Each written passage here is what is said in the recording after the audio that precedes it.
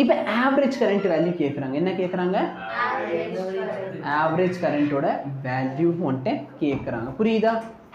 Average எப்படி sir பொதுவாக கண்டுபிடிப்பீங்க? 5 value இருக்குது. லெட் மீ சே என்கிட்ட current I1, I2, I3, I4, I5 5 current இருக்குது சார். எப்படி சார் ஆவரேஜ் கண்டுபிடிப்பீங்க? நல்லா பாரு, இது வந்து ஆவரேஜோட notation. I1 plus I2 plus I3 plus I4 plus I5 whole divide by 5. Suppose என்கிட்ட n number of reading இருந்தா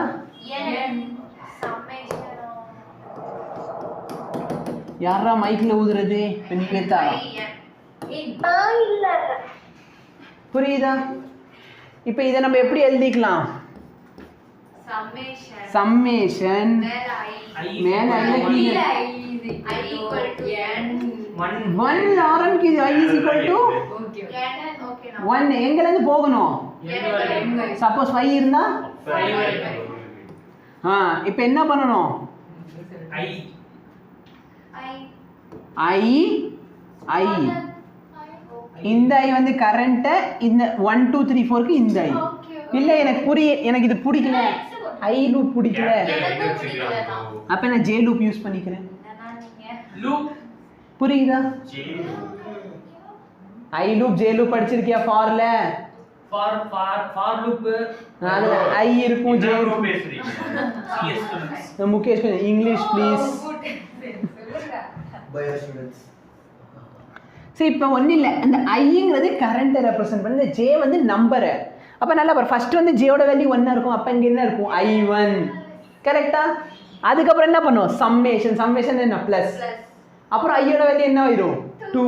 அப்போ I2 அப்போ I2 வேல்யூ எடுத்துக்கும். அப்புறம் என்ன இருக்குது? சம்மேஷன். அப்போ ப்ளஸ் பண்ணணும். கரெக்டாக? ஒரு கம்ப்யூட்டர் எப்படி ஒர்க் பண்ணுது? இப்படி தான் ஒர்க் பண்ணணும். சரியா? நீ கம்ப்யூட்டர் கோடிங் கொடுக்குறப்ப இப்படி கொடுத்துடணும். For I is equal to 1, I less than equal to n, I value plus plus. Bro, for I increase 0 to infinity. சரியா?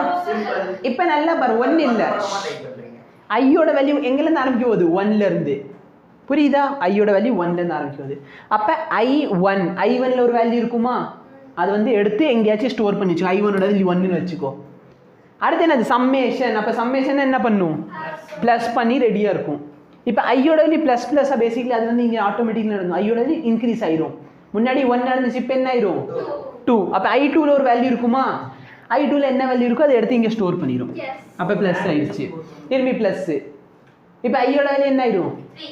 அடுத்து ஐயோட வேல்யூ.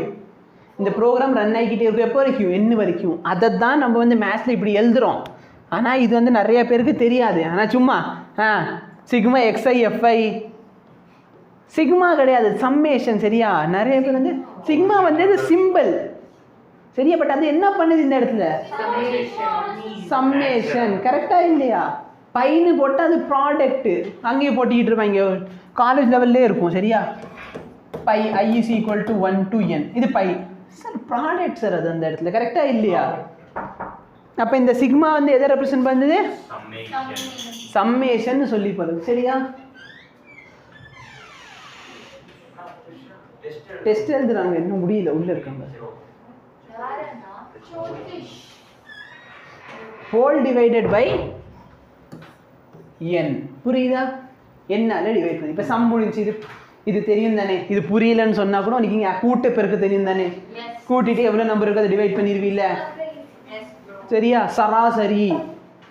ஆவரேஜ் என்ன? சராசரி. இப்போ நல்லா பாரு, சப்போஸ் இந்த ஐக்கு ஒரு கான்ஸ்டன்ட் வேல்யூ கொடுத்தா எல்லா வேல்யூயும் ஆட் பண்ணிடலாம். What if I say I is a function of time? I வந்து எதோட ஃபங்க்ஷனு? அப்போ என்னோட ஆவரேஜோட வேல்யூ என்ன ஆயிரும்னா integral of I dt divided by integral of dt. ஏன்னா நீ இன்டகிரேஷன் எடுத்துறப்ப வீட்டில் காலையில் தூங்கிக்கிட்டு இருந்த. ஏன்னா நல்லா பாரு, இப்போ ஐ டிடினா ஐஏ டிடியை மல்டிப்ளை பண்ணிட்டு அப்போ டைமென்ஷன் உனக்கு என்ன டைமென்ஷன் கிடையாது? ஐ இன்டூ டைமா? அப்போ டைமில் டிவைட் பண்ணாதானே டைமென்ஷன் கரெக்டாகும். இப்போ 5 நம்பரை மேலே கூட்டினதுக்கு அப்புறம் இதுக்கு 5ஆல் டிவைட் பண்ணியிருக்க. நோ அப்பதானே 1க்கு கிடைக்கும் 5க்கு கிடைக்கணும் இல்லை 5 எவ்வளோ நம்பரை கூட்டினா உனக்கு 5ஓட சம்மு கிடைக்குமா இல்லை ஆவரேஜ் கிடைக்குமா சம்மு தானே கிடைக்கும் 5 மட்டும் கூட்டி வச்சேனா அப்போ 5ஆல் டிவைட் பண்ணால் தானே ஒருத்தவங்களுக்கு எவ்வளோ காசுன்னு புரியும் புரியுதா என்னடா பிரச்சனை உங்க 2 பேருக்கும்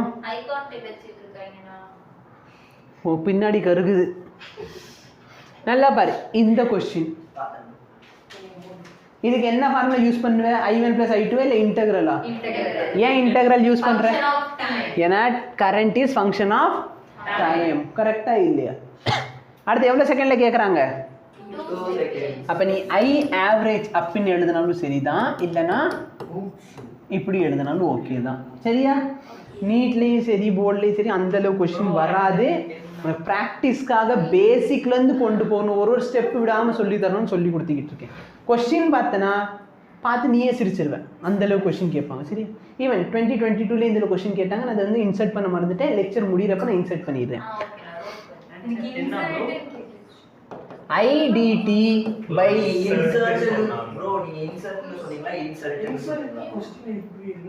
கொஸ்டினை கடைசியில் இன்சர்ட் பண்ணிடுறேன் இன்சர்ட் பண்ண மறந்துட்டேன்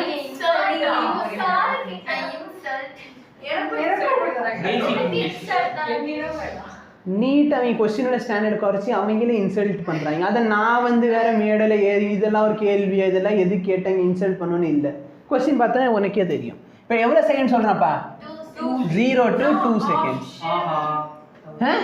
இன்டகிரேட்டாக பண்ண ஆன்சர் ஆப்ஷனா போடு integral of IDT 4t³ integrate பண்ணா t பவர் 4 ப்ளஸ் 4 கேன்சல் ஆகாதா எழுதுப்பா integral of t power n equal to சொல்லு ஃபார்முலா என்ன t power n + 1 by n + 1 இப்போ பாருப்பா இங்கே t என்னோட வேல்யூனா 3 அப்போ t பவர் 3 + 1 t பவர் 3 + 1 என்ன 3 + 1 4 கரெக்டா 4 + 1 டிவைடட் பை 4 இப்போ இந்த 4 இருக்கா இப்போ நல்லா பார்த்தனா கான்ஸ்டன்ட் கேன்சல் ஆயிருமா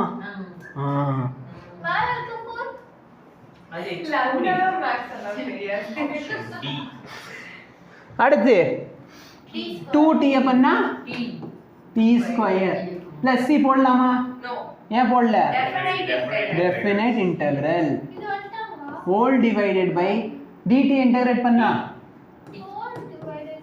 0 ல இருந்து 2 வரைக்கும் t பவர் 4 என்ன 16 plus t power 2 2 power 2 4 whole divided by 2 10 புரியுதா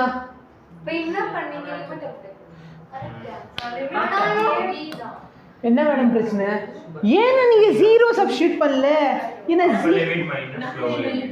எழுதுப்பா மைனஸ் 0 பவர் 4 என்ன 0 into 0 into 0 அப்ப என்ன பிரச்சனை உனக்கு டேய் 2 தூக்கி போடுற 2 பவர் 4 என்னடா 16 அடுத்து 2 என்னடா ஓகே டன் அடுத்து மைனஸ் போட்டு 0 பவர் 4 என்ன 0 into 0 என்ன ஃப்ரெண்ட்ஸ்யா sin 0 into cos 0 என்ன ஃப்ரெண்ட்ஸ்யா 0 எப்படி because sin 0 0 cos 0 1 0 into 1 0 புரியுதா அப்ப ஏன் மைனஸ் போட்டு 0 எழுதுனா அதான் ரீசன் கீழே அதே மாதிரி 2 minus 0 2 minus 0 எவ்வளோப்பா 2 அதுல இருந்து 0 2 minus 0 2 நான் இங்க பாரு நான் ஒரு